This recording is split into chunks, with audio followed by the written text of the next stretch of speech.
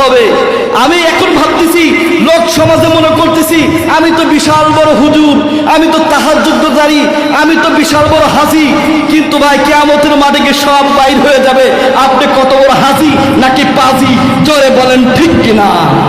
আজকে তুমি মনে করতেছো বড় দরবেশ হয়ে গেছো, মনে রাখতে হবে ভাইরা, যুবক ছেলেরা বিশেষ করে মনে রাখবেন, তোমাকে টিকটক চালানোর কথা তোমাকে শেখানো হচ্ছে না, তোমাকে ফ্রি ফায়ার চালানো শেখানো লাগে না, কিন্তু তোমাকে নামাজ পড়ানো শেখানো লাগে। জোরে বলো ঠিক কিনা?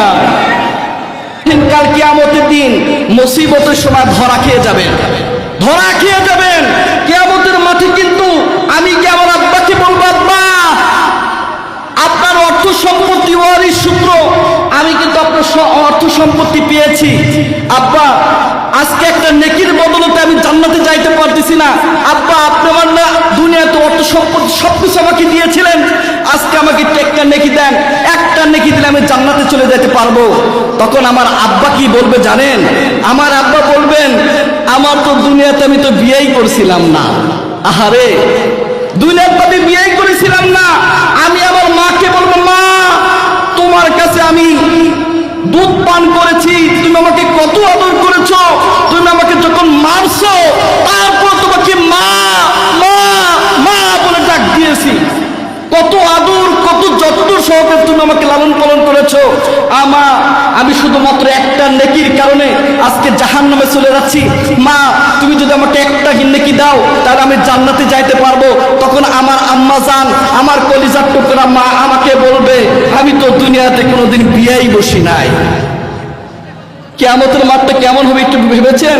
আমার ভাইকে বলবো, ভাই তুমি না আমার রক্তের ভাই ছিলে, দুনিয়াতে যদি কখনো মারামারি গন্ডগোল ফেসাদের সময় যদি আমাকে কেউ মারতে আসতো, তুমি আমার ভাই লাঠি দিয়ে দাঁড়িয়ে যাইতে আর বলতে, কার এত মুখের কথা আছে আমার সামনে আমার ভাইকে মারবে, এরকম দেখাইতা। ভাই আজকে তো আমি জাহান্নামে চলে যাচ্ছি, ভাই আমাকে একটা নেকি দাও। ভাই বলবে, আমার দুনিয়াতে কোনো ভাই আমার ছিলই না। একটু ভাবেন, একটু ভাবেন তো ভাই, কিয়ামতের মাঠটা কেমন হবে একটু ভাবা দরকার।